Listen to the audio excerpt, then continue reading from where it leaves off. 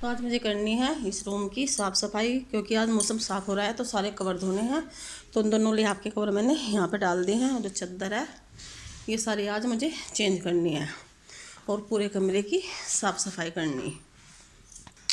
तो आज सुबह से ना धूप निकल गई थी तो इसलिए मैं जो कवर है ये चादर वदर सब धो दूँगी, क्योंकि जब धुंध ज़्यादा रहे ना तो तब ये सूख नहीं पाते।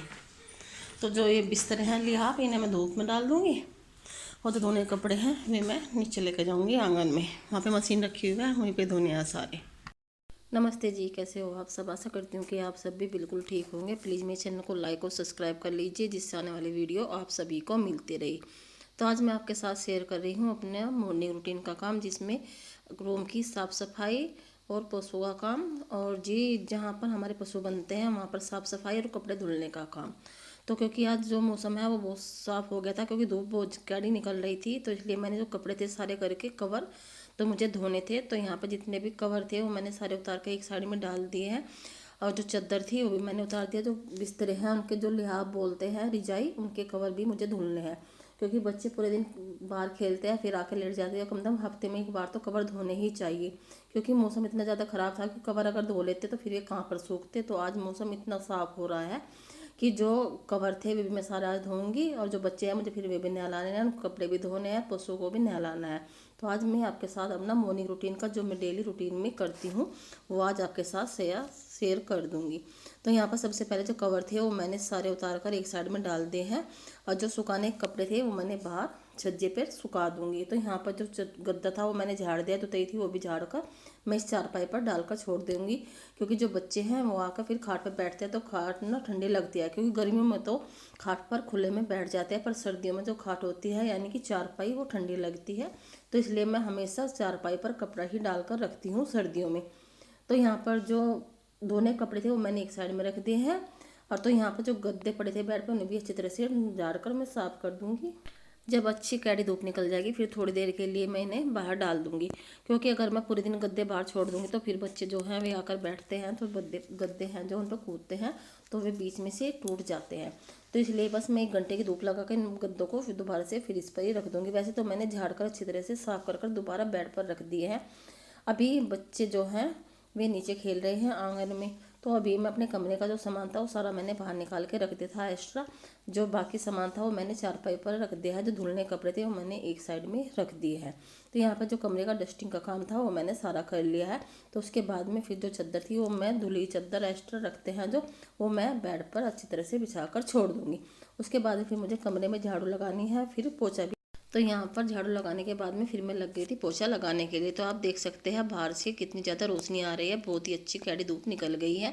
तो इतने जो मैंने ऊपर की साफ़ सफाई की थी उसके बाद में इतनी कैडी ज़्यादा धूप निकल गई थी कि बाहर आंगन में भी बहुत ज़्यादा धूप हो गई थी। तो बच्चे जो हैं वे खेल रहे थे, इसी का कुछ सामान लेने के लिए आई थी बच्चों का खेलने के लिए, क्योंकि जो बच्चे हैं वे कुछ ना कुछ खेलने का अपने आप ही बना लेते हैं। तो यहाँ पर मैंने रूम में जो था पंखा चला के छोड़ दिया, सारी विंडो थी वो भी मैंने खोल दी है, क्योंकि सर्दी में ना नमी बहुत ज़्यादा आ जाती है मकान में। तो यहाँ पर हमेशा जब भी मैं पोछा लगाती हूँ ऐसे ही पंखा चलाकर सारे जंगले खोल कर सुखाती हूँ, क्योंकि बच्चों की ना अब जब छुट्टी पड़ गई है तो इसलिए देर से थोड़ा काम होता है, क्योंकि अगर बच्चे स्कूल चले जाते हैं तो सारा काम जल्दी से हो जाता है। तो यहाँ पर जो मेरा कमरा था वो मैंने सारा साफ़ कर छोड़ दिया है। अभी जो सामान है बेड के गद्दे और वो चादर मैंने बाहर सुखा रखी है। तो यहाँ पर हमारे यहाँ बाउंड्री पर धूप आती है, उस पर हम सारे बिस्तरे सुखा देते हैं और अच्छी शाम तक का धूप रहती है। तो यहाँ पर इधर हमने जो पेड़ लगा रखे हैं पौधे, ये भी थोड़े मुरझा जाते हैं सर्दियों में, क्योंकि इन पर पत्ती नहीं आती है। तो आप देख सकते हैं बाहर का मौसम। क्या क्या कर रहे हैं आज तुम? ये हम बनाऊंगे थारी दन्नोगी। ये डिब्बा कहाँ लाया? ये डिब्बा किस चीज का?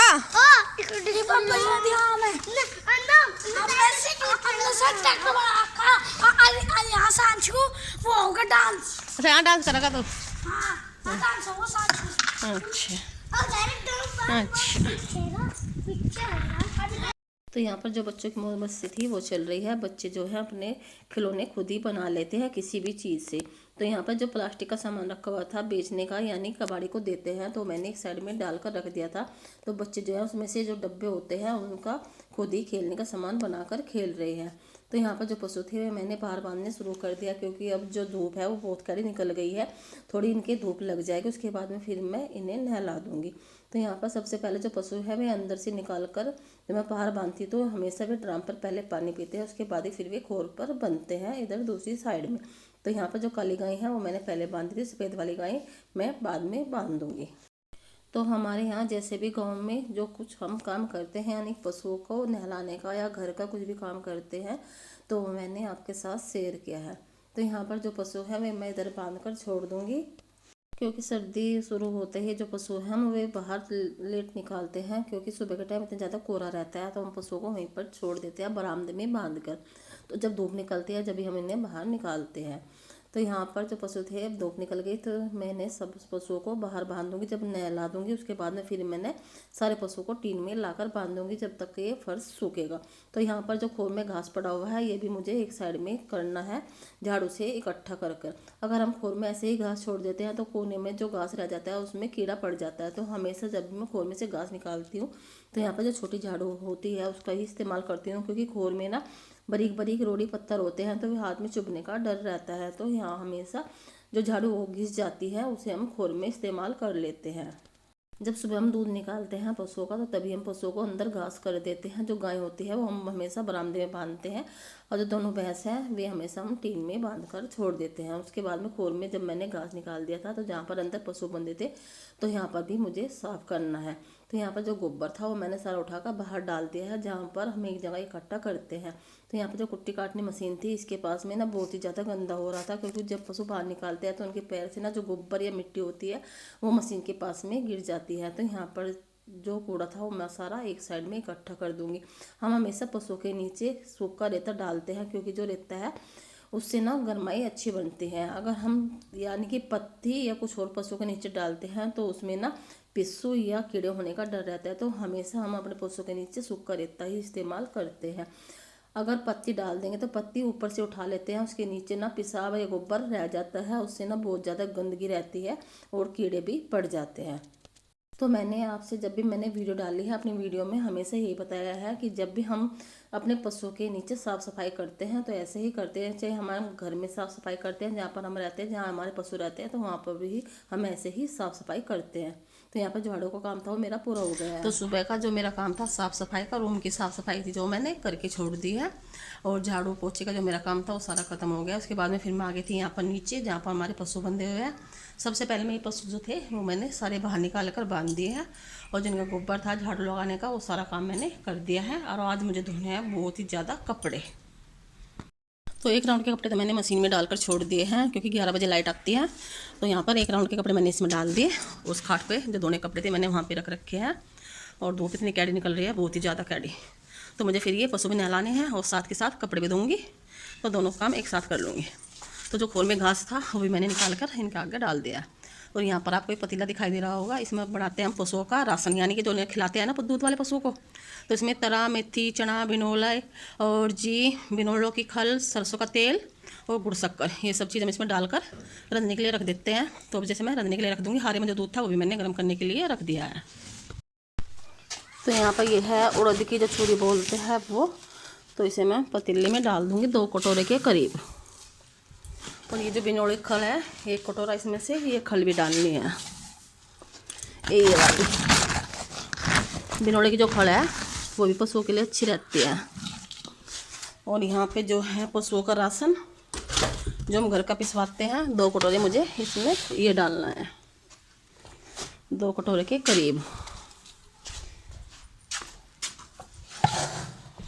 तो यहाँ पे 2 कटोरे, जो 3 पशु है ना तो तीनों का राशन एक साथ बनाती हूँ मैं। और यहाँ पे इनका रखा हुआ है ये गुड़ शक्कर, यानी कि जो हमने बनवाया था इस डब्बे में।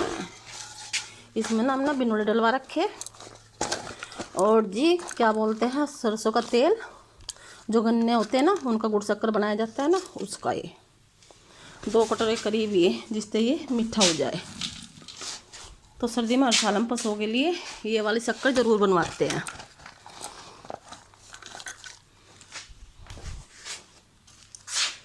यहाँ पे डाल के इसमें फिर पानी डाल के और सरसों का तेल डालकर रख दो। तो यहाँ पे सारे में आग जो थी वो जल गई है। इसके ऊपर रख दूँगी इस पतीले को, इसमें पानी डालकर। ये शाम तक का बनकर फिर ठंडा हो जाएगा। सर्दियों में जो पशु है हमारे, हम उन्हें हमेशा रत्तब जो होता है वो रांध कर डालते हैं। तो यहाँ पर हमने पशुओं के पीछे ईंट का ही छोटा सा हारा बना लिया है। तो उसमें जो रत्तब था वो मैंने रंधने के लिए रख दिया है। यानी कि इसमें गुड़ और तेल डालकर, पानी डालकर सभी तरह के रासायनिक मैंने इसमें मिक्स कर दिए थे। तो जब लाइट आ गई थी तो मैंने मशीन में कपड़े पहले ही डाल दिए थे। तो फिर मैं लग गई थी पशुओं को नहलाने के लिए। जो सारे पशु है मैं नहलाकर एक साइड में बांधती रहूँगी, क्योंकि कई दिन से जो पशु हैं वे नहीं नहलाए थे मैंने। क्योंकि उनके ना ठंड में हम नहीं नहलाते हैं, क्योंकि ठंड में पशु जो होते हैं बीमार होने का डर रहता है। क्योंकि आदमी होते हैं तो कपड़े पहन लेते हैं। वैसे तो हमने पशुओं की झूल बना रखी है, पर वे झूल ओढ़ने के बावजूद भी उनको ठंड लग जाती है। तो इसलिए हम सर्दी में जिस दिन अच्छी धूप निकलती है उस दिन हम अपने पशुओं को नहलाते हैं।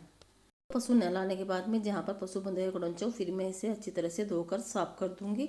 और जो इनके सींग होते हैं, यानी कि सींग और खुर, तो इन पर हम तेल है, सरसों के तेल में हमने नीम का तेल मिला के रख रखा है। वो हम हमेशा इनके सिर पे और जो खुर होते हैं उन पर लगाते हैं। तो यहाँ पर पापा जी हैं जो वे आ गए थे खेत पे से गन्ने की जो पर्ची है वो मिल में डालकर।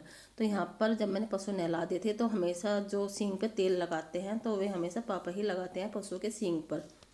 क्योंकि आज मेरा काम ज़्यादा था तो इसलिए पापा जी जो है वो मेरे पास ही लग गए थे, क्योंकि मुझे कपड़े भी बहुत ही ज़्यादा धोने थे। तो यहाँ पर पापा जी ने पशु को ना सींग पे और पैर पे तेल लगा दिया था। उसके बाद में जो मशीन में मैंने कपड़े डाल रखे थे धोने के लिए, सुखाने के लिए, तो मैं निकाल कर एक साइड में रख लूँगी।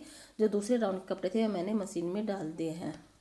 इसलिए हमने जो मशीन है अपनी यहीं पर रख रखी है जहाँ पर हमारे पशु बंधे हुए हैं। अगर मशीन हम ऊपर वाले बाथरूम में रखते हैं तो बहुत ज़्यादा दिक्कत पड़ जाती है, क्योंकि अगर बीच बीच में ऊपर कपड़े देखने के लिए जाते हैं तो नीचे का जो काम होता है पशु को बीच में रुक जाता है। तो इसलिए मैं साथ ही साथ पशुओं का काम भी कर रही हूँ, और जो मेरे कपड़े धुलने का काम है वो भी मैं साथ के साथ ही करती रहूँगी।